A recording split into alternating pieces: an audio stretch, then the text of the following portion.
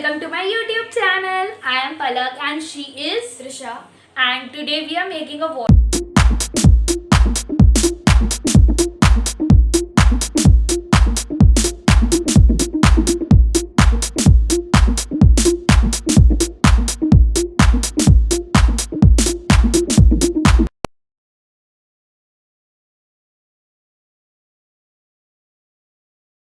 So guys, now I will switch the video to time lapse mode because or else it would become so long. So let's go. Two apps for the whole wall collage. First was Pinterest. Pinterest was for downloading all the aesthetic pictures and all.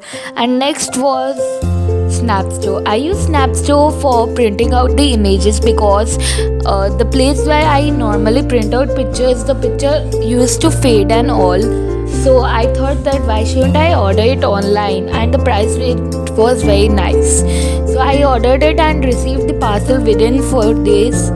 So it is a very nice one, and the pictures was size 4x4, and then the picture quality is very nice because it was matte finish. I don't know about the glossy one, but I thought that matte would look more aesthetic kind of. So yeah, it was nice.